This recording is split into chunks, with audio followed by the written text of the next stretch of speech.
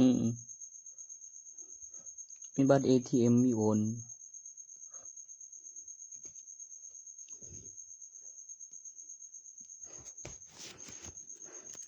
มีข้างมีฟรี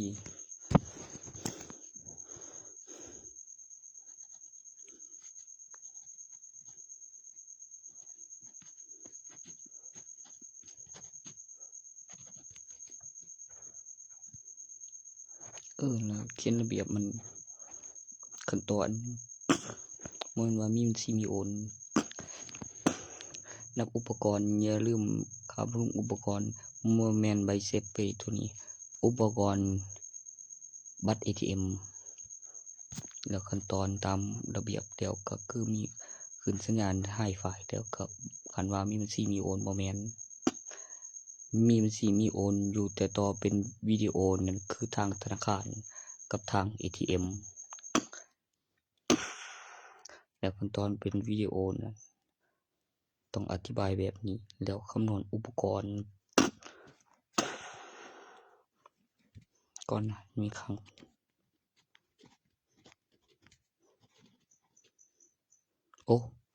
มีครั้งมีเงินอีกเว้ยมีสี่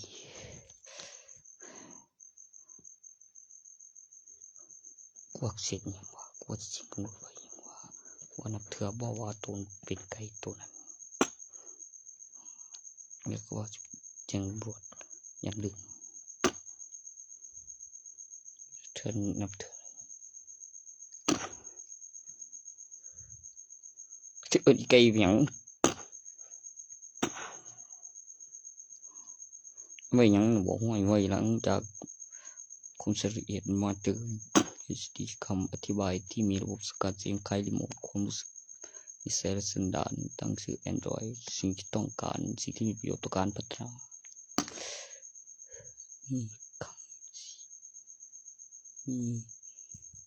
มีบัตร ATM จึงมีโฟน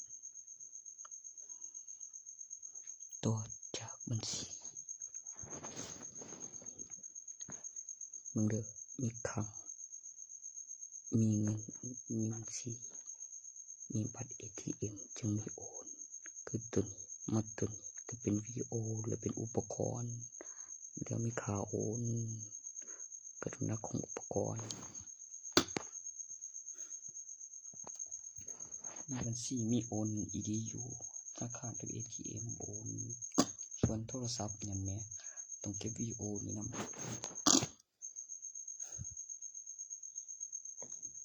นี่เห็นมันแบบคือกับ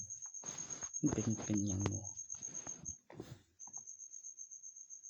อีมิโซ่ล่ะสิบ่ได้กูก็อีอยู่ในใบทะเบียนบ้านกู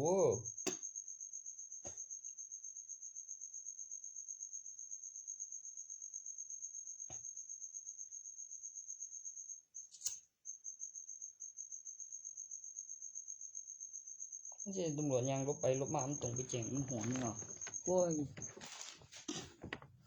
บอกเป็นวิดีโอแล้วนับเทื่อแล้วก็คือสิหูสูตร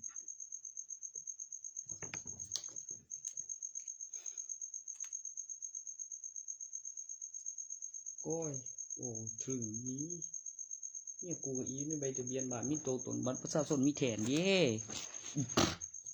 มันจะไปใส่กูสิว่าหยังนะเอาไปแก้กันโอ้ย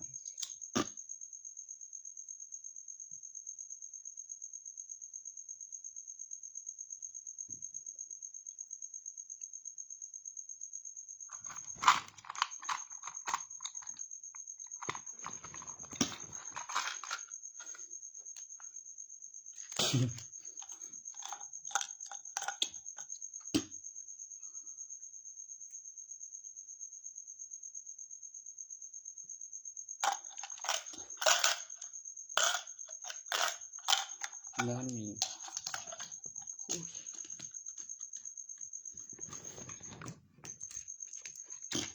โบได้เงินลูกกูอีแจ้งตำรวจด้วยอีก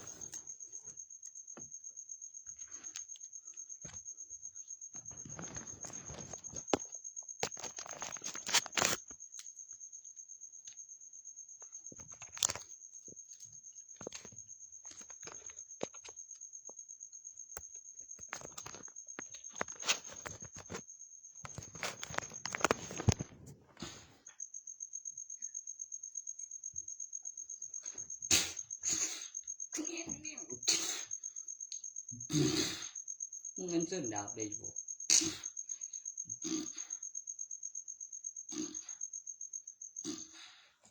กูจะเป็นบ่นะโต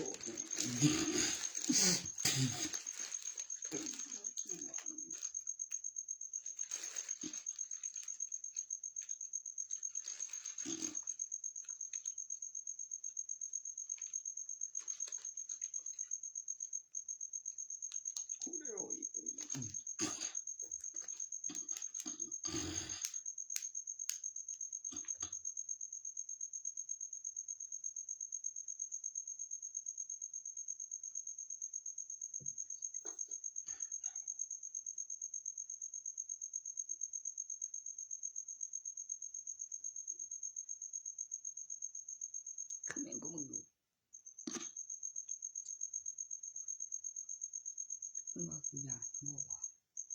คงขังมัน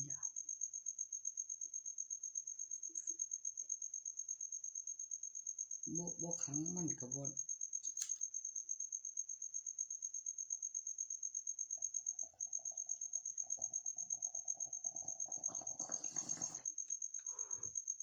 ก็อย่าปนกันดิล่ะกูก็อยู่สถานีได้ข่าวกับตอนศึกษานึงว่าจิว่าเดือนจำสาบิบ่อยู่สถานที่มันคุกตัวเอากงวะมันเป็นโรงเรียนเก็บคือโรงเรียนเดี๋ยวกับทางเขาทางออกสิว่ามันร่วมกันไว้อยู่บ่วะเจ้าที่กันก็มีในกล่องคุณคิดว่าอยู่มอปลายมันจะค่าฝากแล้วว่าดีนับคนนี่ต้องรายงานตัวครบได้จังสิคืนสิว่าเฮ็ดเฮาเช็ดหน้ากันจังได๋คือผู้ปกครองนี่เนาะกูจะเอาเงินผู้ปกครองมึงอีได้ค่าฝากถ้ามึงหนีรายงานตัวครบก็ได้คืนอยู่แล้วถ้ารายงานตัวบ่ครบมันก็เอาเงินแล้วก็ให้ไปเรียนจำกี่เดือนมันดีแล้วคือไปเรียนสิให้ออกวุฒิให้หรือออกหยังให้น่ะบ่สิเอาบ่แล้วสนอก็บ่เอาบัตรนักเรียนคักว่าหั่นน่ะบ่กลับมาแต่ก่อนน่ะหันได้เป็นหยังน่ะบ่เฮ็ดเอาเองเบ้ยเฮ็ดเองกูตีกูคือแรงทำยานเข่งนำดิกูใบใหญ่ใบพื้นฐานมาฐานบ่ไป10ปีแล้วประสบการณ์ถึงไอ้กูเฮ็ดเอง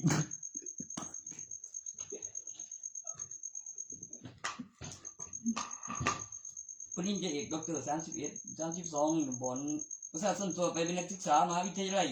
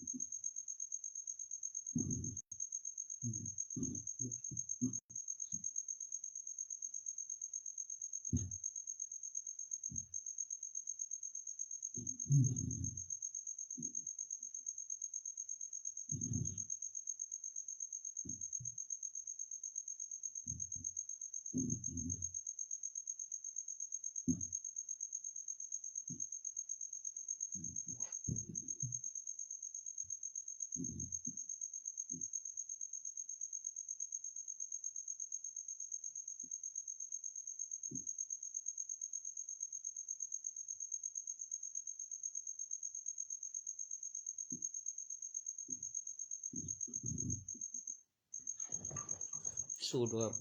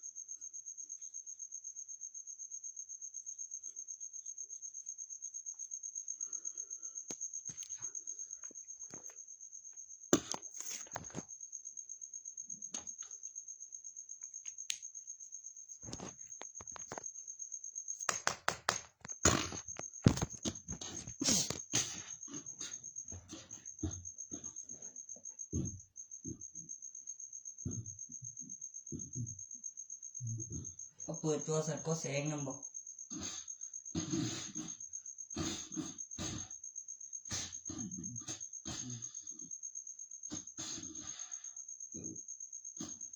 อย่างละมีข้างต่อบัญชีเป็นอุปกรณ์บัญชีมีบัตรประชาชนมาบัตร ATM 1 2 3มีโอนเป็นอุปกรณ์ที่มีข้อความแล้วมีใบเสร็จจากธนาคารแล้วก็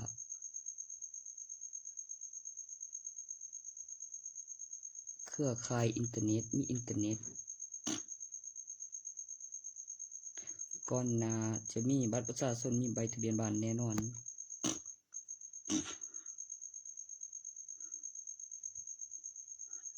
ต่อจากมีบัตร ATM จึงมีโอนพอนับแบบมีจำนวนตัวเลขนับอย่างละครั้งบัญชีมี ATM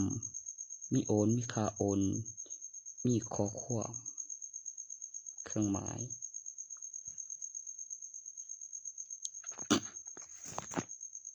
แล้วมีเบิ่ง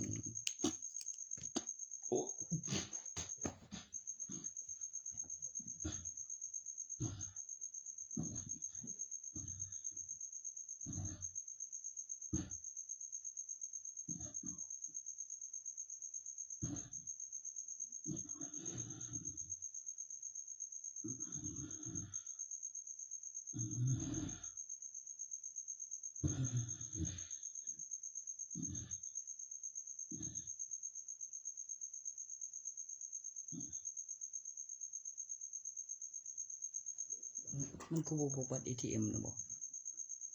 นี่เช็ค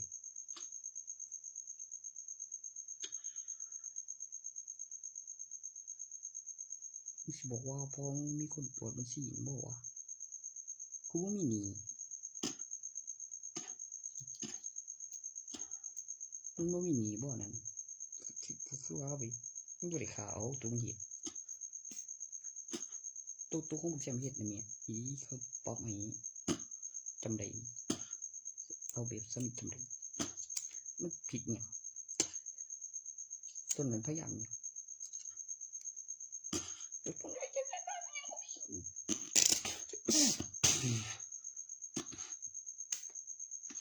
กูเสียกูเนี่ย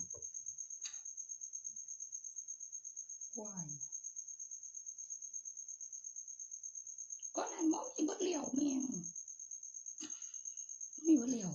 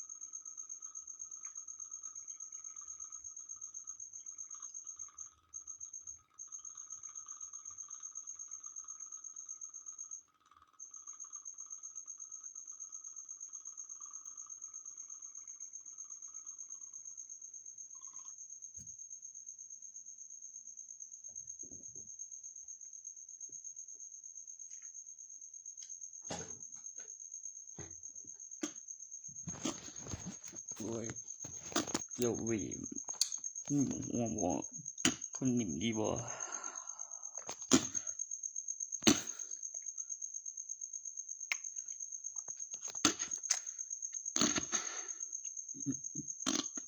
นะ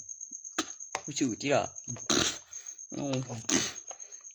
มันโอนว่างสายมีผลแล้วกำหนดเวลาพอก่อนชื่อดอกบ่เข้าข้างไผแท้ตัวนั้นจักบาทเดียวกูบ่เข้าข้างแท้อีดอกบ่ตัวซอยแท้เลยกินหัวว่าพวก เต็มเลยพี่ไม่บอกไปชื่อมันนี่จะเห็นกูว่ากี่เลยตัว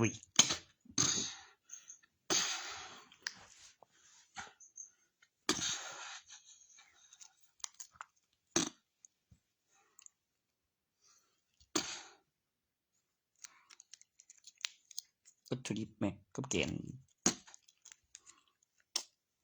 ก็เขียนอีกแล้วยังมันสั่งของวันไปส่งกับมีเอกสารกับทุนกับผู้ได้ว่ากับโทรหาไป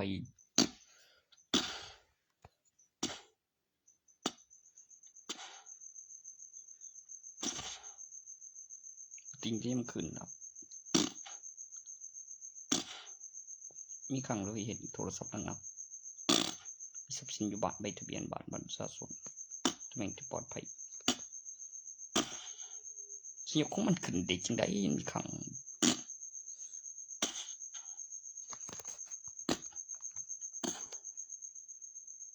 ต้นได้เลือกแล้วมาแลกแล้วมีทุนมีกำไรมีของบอกในโทรศัพท์ก็ยังว่ามีเงินมีกองอยู่ในโทรศัพท์ไอ้ใบหนัก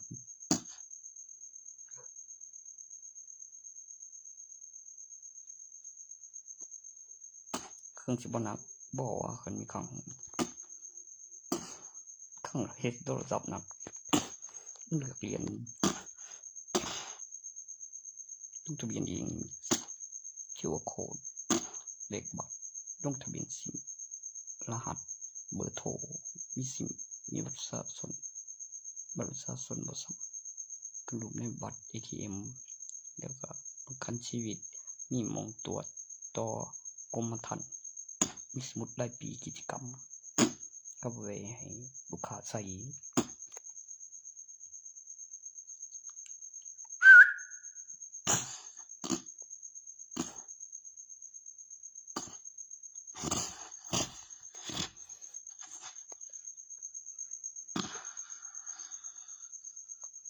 บางทีผมก็ทำกับเมียแรงไปอยู่เลย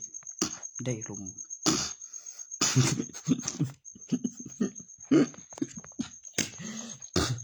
ไม่ทำให้ใครเจ็บใจ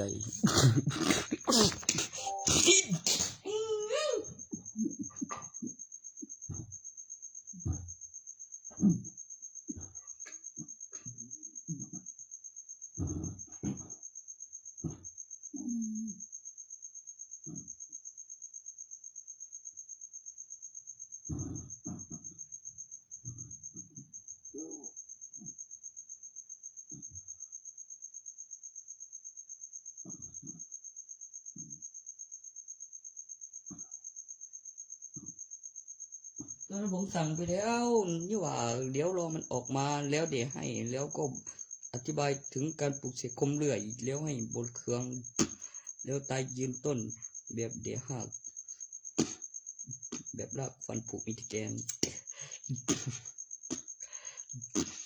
มันจะมีโกนไหมมันฟันผุนะบอกมันต้องมีน้ำหนักแล้วผมไม่เจาะกลางธรรมชาติมีศูนย์สลายต้องมีหลักฐานวัตถุวิดีโอต่อคลิปแล้วชิมรสปลุกเสกบอกไว้ใส่สรรพคุณผสมขึ้นจากของกิน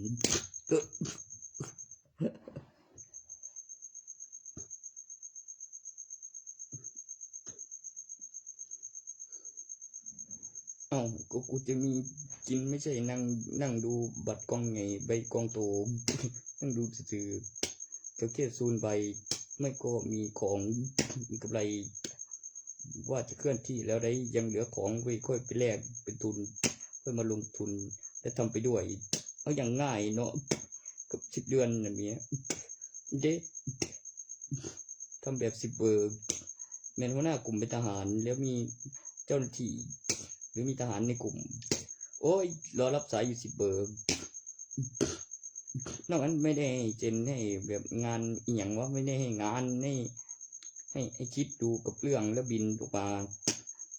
กับเราทำยังไงแบบให้มันได้จริงนั่งคิดดูก่อนสักวัน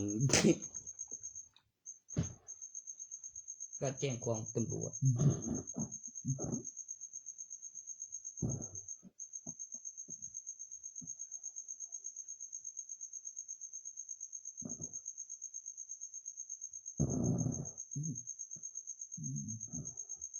ช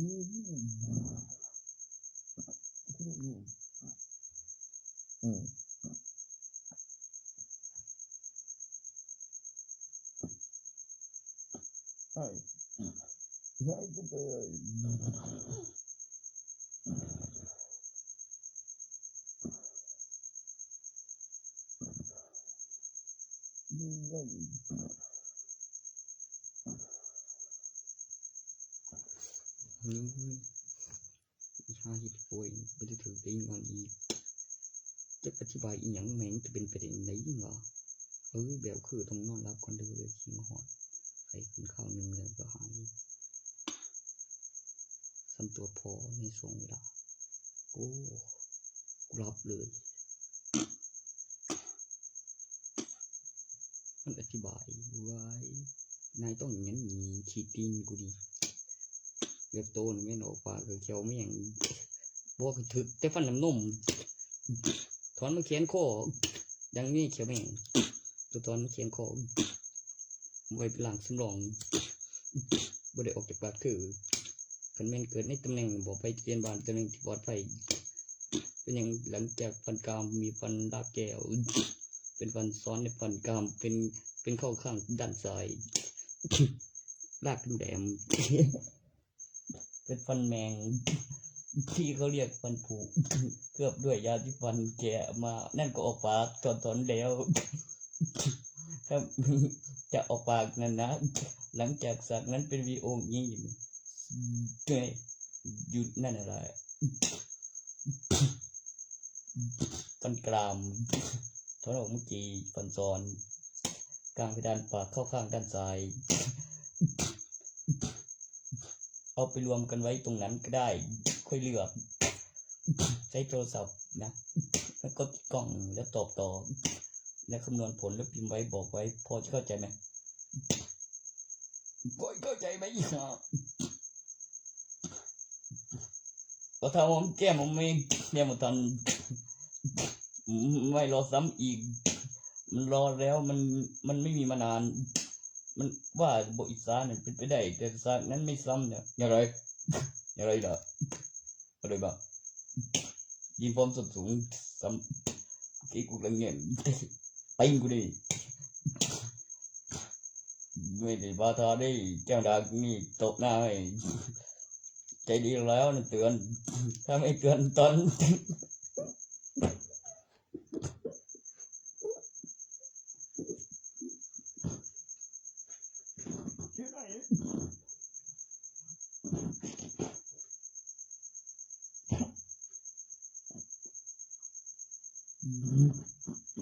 กูก็ไม่อยากเป็นแล้วป่วยไม่อยากทรมานไม่อยากไข้ขึ้นเดี๋ยวพักผ่อนก่อนหรือผลข้างเคียงตัวยาหรือมีคนทำให้เป็นหรืออะไรสักอย่างส่วนที่มีเห็นที่สุรักษาถอดต่อจากบัตรประชาชนใบทะเบียนบ้านนั่นนะมีตัวตนมีไอเทมเปลี่ยนชื่อมารอแล้วเรียงขั้นตอนการถ่ายทอดสดเวลาในกล้องตอนที่ตรงกัน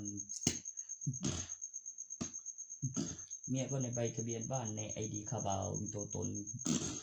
ส่วนซ้ำซ้ำอีกตัวนั้นน่ะเขาสร้างขึ้นมามีหมดแล้วตัวนั้นก็สร้างโดย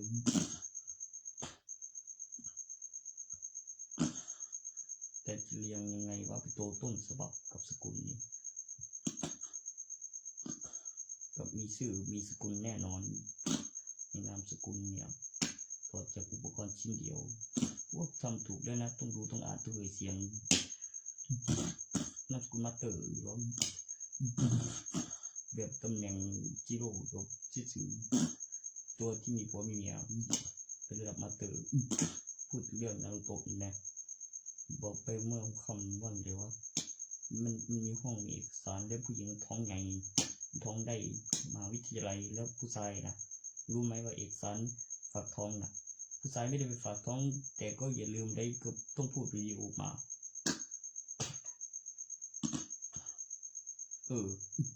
มันถึงทำให้ไม่หาเหมือนอะไรสักอย่างแต่หาเจอ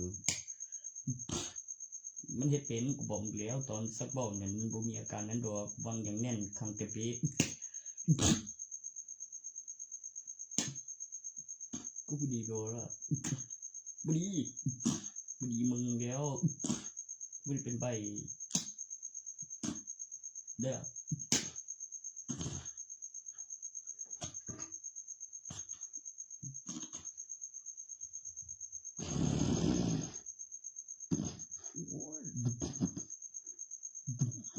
เห็นบุตรเครื่องนี่ลงตัวบดีซอยคนได้ล่ะมันบ่เจ็ดบอกตัดมันขึ้นมันจึงจะซื้อรถไฟนำไปใส่ถ้าเป็นเขาเฝ้าแล้วสบายจัง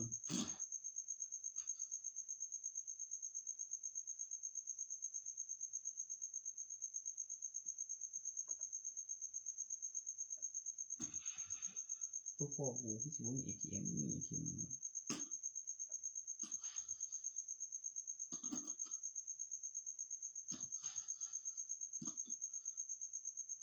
ใส่หัวเสกเนาะ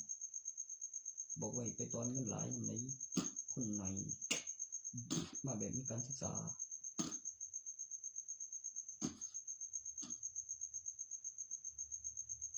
เสร็จหนาเด็กหน่อยเรื่องหนาผู้เฒ่าแล้วแต่วันที่เจ้ามีอุปกรณ์เดี๋ยวคือน่าจะถือบริตัวบ่ได้ไปต่อกำหนดเวลาคือก่อนมือหนึ่งเพิ่นบ่ได้มีเย็นเดียวแค่กันเน็บมาอีกแปดใส่ผลายเมียน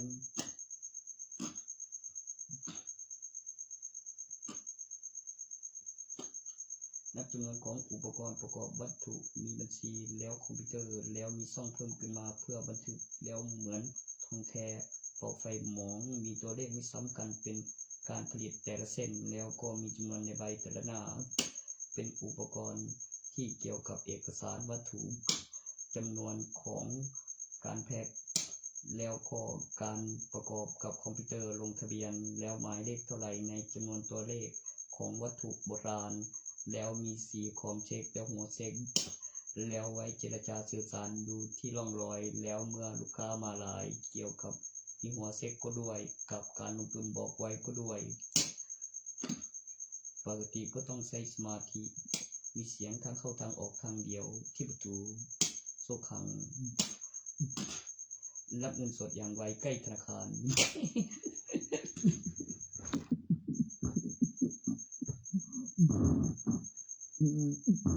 ตัวนี้นะหาได้เลยนะต่อกับอุปกรณ์คอมพิวเตอร์มันก็เรียนเสร็จแล้วไว้คนละข้าง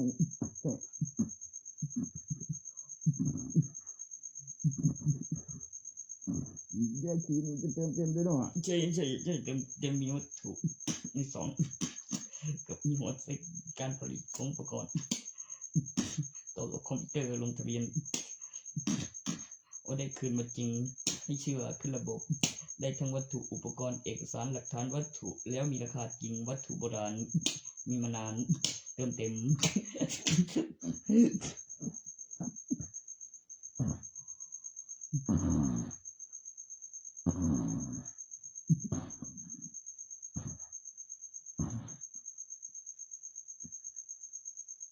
ส่วนมากแล้วมันเอาไว้หาซื้อกันเองกับหัวเซ็ก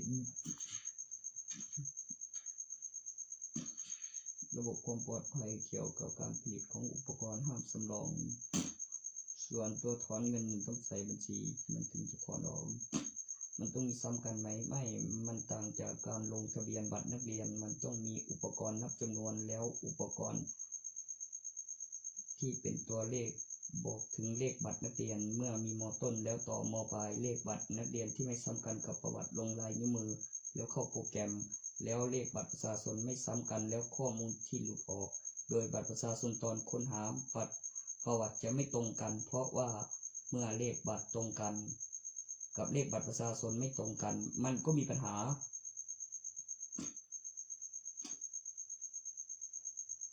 เดี๋ยวนะเลขบัตรตรงกันกับบัตรประชาชนไม่ตรงกันใช่มันจะว่ามีสองคนมันไม่ได้เนาะเดี๋ยวผมพูดอะไรผิดไหมวะเลขบัตรประชาชนน่ะมันไม่ซ้ำกันอยู่แล้วเลขบัตรนักเรียนมันจะออกมาซ้ำกันสองคนโดยบัตรนักเรียนน่ะเป็นไปไม่ได้แต่บัตรประชาชนน่ะมันต้องมีใครหายไปฟื้นอยู่บ้านแล้วมาใหม่อีกรอบแล้วมีพยานพบกล้องวงจรอยู่แล้วกับที่บ้าน มันถึงจะถูกต้องถึงสถานีด้วยเกี่ยวกับคนที่ไม่รู้แต่หลักฐานไม่ก็พยานนะแม่แล้วเนาะบ่ประการเรื่องสิวางสันเนาะมีกล้องจรด้วยแล้วมันมีหลายรอบด้วยมีผลมีเสียงด้วยห้วยก็แม่นอยู่ฮู้แล้วบ่ได้แปลเนาะนี่บ่คานเสียหมดแล้วเอฟเฟกต์มันมาแล้วเขาทราบกันแรงฮักคอ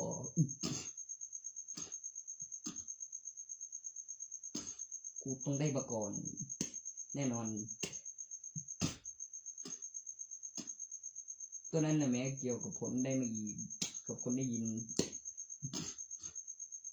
มันสิเสียบ่ล่ะกันมีผลมีโทษว่ามันตกผิดกฎหมายนำได้มันอยู่จานตีกันอยู่แล้วบ่ใกล้เขามีเสียงนั่นแม่นบ่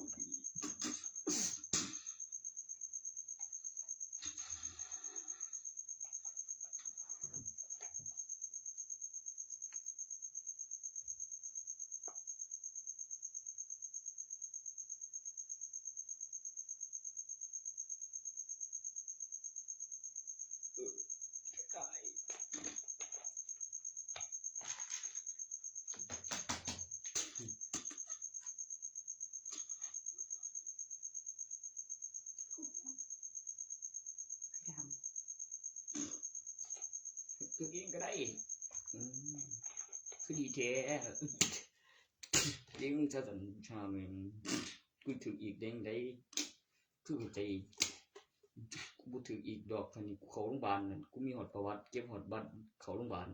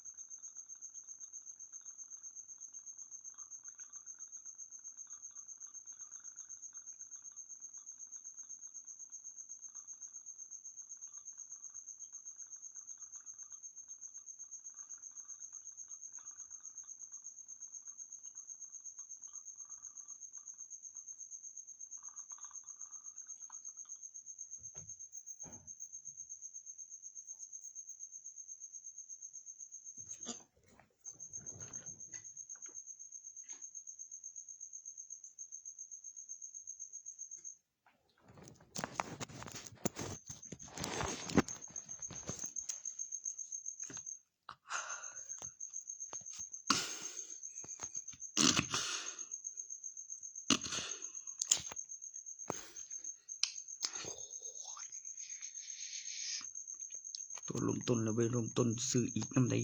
คือตายยิงต้นนี่แตกไปปุ่มแล้วคือมีในหยังเดี๋ยวต้นกระปงมีอาการพ้นก็เหลือต้นปงเดียวเอกสารเกมแอปพลิเคชันสักนั้นรับมึงเอ้ยยังจะแตกแบบผมออกจากทางกลิ่นให้เกลือกูยังไกลไปกูกินแม่ออกจากข้างว่าเมื่อยบ่เหลือเขาสั่นไว้แม่นบ่ก็เครื่องสงแต่ผมเลยเจ็บใจ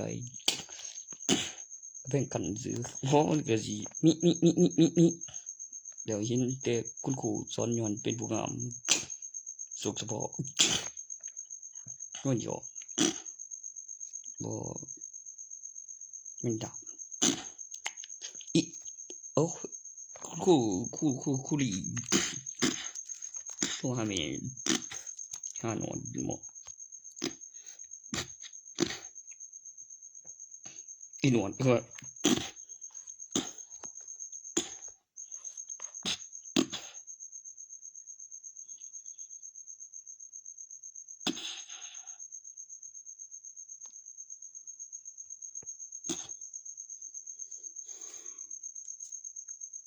แต่ของจริงเป็นมังกรดิ่งลงไปที่เขาเรียกบารมีแปลสภาพจากวัตถุเป็นเครื่องประดับเป็นเพชรให้ลูกปลุกเสกง่ายมือเมื่อมันปอกดอกไม้ปอกกระดิ่งปอกระฆัง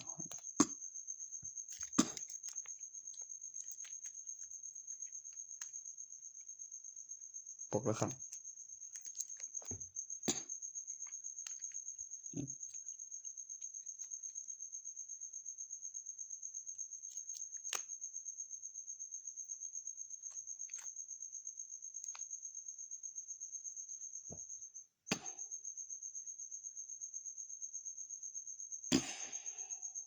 อุ้ยแค่นี้เกิดเสียงเกิดเครื่องมีพลังงานอธิบายได้ว่าทุกหนุ่ม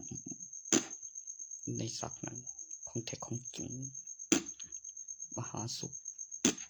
โสโตถ้ามุมโสโตมีมหาบัวหลวงปู่สุขวัดโพ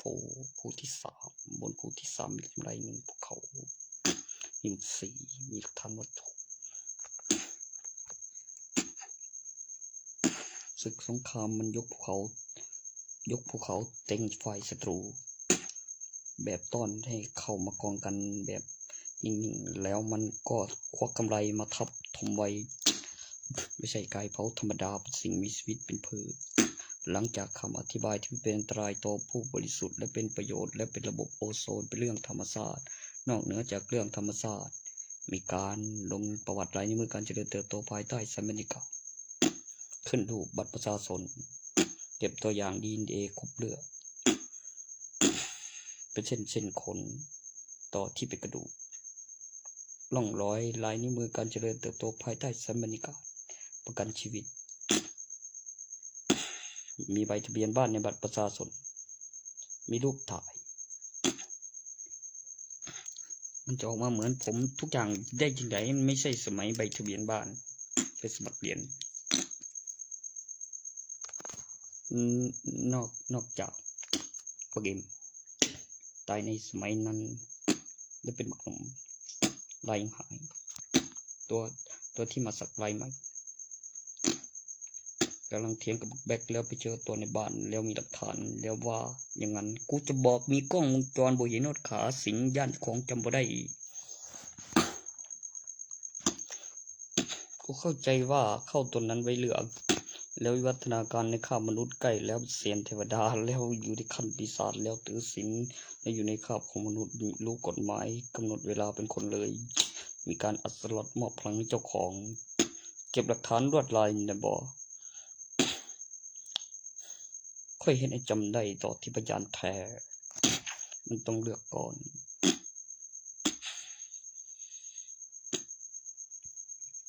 กูก็มีแบ็กสตาร์กับเดอะด็อกเลยแมนบริษัทสุดซูเปอร์แมนกูก็ใส่เปลี่ยนยังซูเปอร์แมนฟื้นมันก็จะบ่ตายอีกเลยมันสัญญาว่ามันจะไม่ตายอีกเลยบินได้เลยฉันเก่งส่งพลังเขาว่าซูเปอร์แมนรอแล้วมันรอกูอีกฉันเปลี่ยน